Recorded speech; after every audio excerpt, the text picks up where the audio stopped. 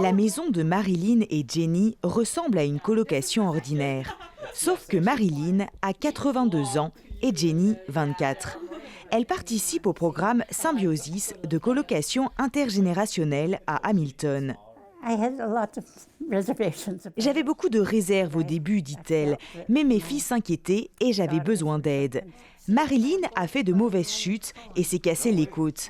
Elle peut désormais compter sur une colocataire qui veille au grain que cela ne se reproduise plus. Quand j'entends un bruit, je vais vérifier si elle n'est pas tombée, dit-elle. Cette colocation vise 2 objectifs, briser l'isolement des aînés tout en proposant des logements abordables aux étudiants entre 200 et 400 $ par mois, voire pas de loyer du tout. Les étudiants ont la possibilité de ne pas payer de loyer et en contrepartie, ils aident un petit peu les personnes âgées avec des tâches ménagères. Ça peut être déblayer la neige ou bien les aider à faire leurs courses. Ça peut être aussi juste leur tenir compagnie parfois.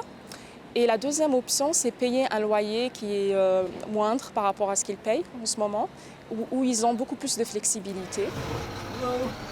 À 70 km de là, Darren, 23 ans, vit avec Catherine, 62 ans, dans la maison de cette dernière. Il participe à un programme similaire, HomeShare Toronto.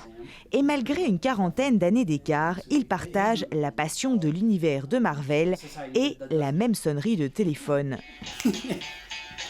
Sans Darren, Catherine pensait devoir bientôt déménager dans un condo à cause de ses problèmes de santé. Il fait tout ce que je ne peux plus faire seule, explique-t-elle, comme le jardin, déblayer la neige. En échange de 7 heures d'aide par semaine à son colocataire, HomeShare garantit un loyer entre 400 et 600 $, soit la moitié du prix habituel pour une chambre dans la ville reine. Sans ce programme, je ne pourrais pas vivre à Toronto, dit-il. Et outre les problèmes de santé, l'isolement social est un problème majeur pour les personnes âgées. Nos recherches ont montré que cette forme de colocation a augmenté la socialisation des aînés et celui des étudiants qui viennent parfois d'autres villes ou pays. Cela permet aussi aux retraités d'arrondir les fins de mois. En moyenne, ils ont besoin de 300 à 400 $ de plus par mois pour rester chez eux, explique-t-elle. Mais c'est surtout un sentiment de sécurité que Marilyn et Catherine disent avoir trouvé, ainsi qu'un petit vent de jeunesse. Pour les 2 étudiants, c'est une nouvelle famille qu'ils disent avoir trouvée. Ici Camille Fay-Reisen, Radio-Canada, Toronto.